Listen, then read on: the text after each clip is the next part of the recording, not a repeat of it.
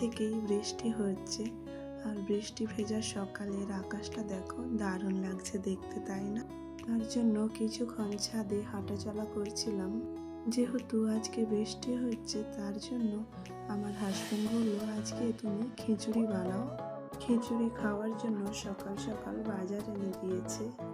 এই যে সবজি আলু পেঁয়াজগুলো গুছিয়ে রেখে চলে গিয়েছিলাম স্নান সেরে পুজো দেওয়াও কমপ্লিট হয়ে গিয়েছিল। তারপরে বসিয়েছিলাম রান্না, এখন মনে বসিয়েছিলাম খিচুড়িটা, আর সবজিগুলো ভেজে নিচ্ছিলাম গ্যাসে।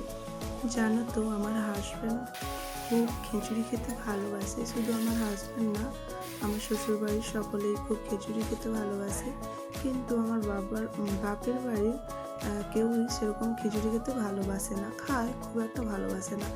আমিও কিন্তু খিচুড়ি খেতে ভালোবাসতাম না, কিন্তু শ্বশুর বাড়িতে আসার পরে আমি কিন্তু খুব খিচুড়ি খেতে ভালোবাসি এখন।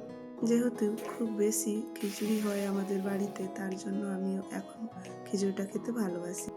আর জানো তো, আমি রান্না করার সময় না, আমার সোনা এসে আমার কোলে বসে থাকে, এটা ওর ছোটবেলাকার অভ্যেস। তো শুধু খিচুড়ি তো ভালো লাগবে না, তার জন্য হাজব্যান্ডকে বলেছিলাম চিপস না হলে পাঁপড় আনবে। তো পাঁপড় তো আনেনি, চিপস এনেছিল। এই যে চিপস ভাজা করেছিলাম, আর ভেজেছিলাম বড়ি। জানো তো, খিচুড়ির সাথে বেগুন ভাজাটা তো খুব ভালো লাগে, কিন্তু সবসময় করি, তাই আজ আর করলাম না।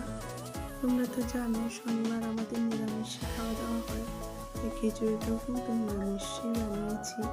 আমরা সকলে ভালো থেকো, সুস্থ থেকো। তোমাদের সাথে এমন গল্প আরো অনেক হবে আমার। কেমন হয়েছে গো?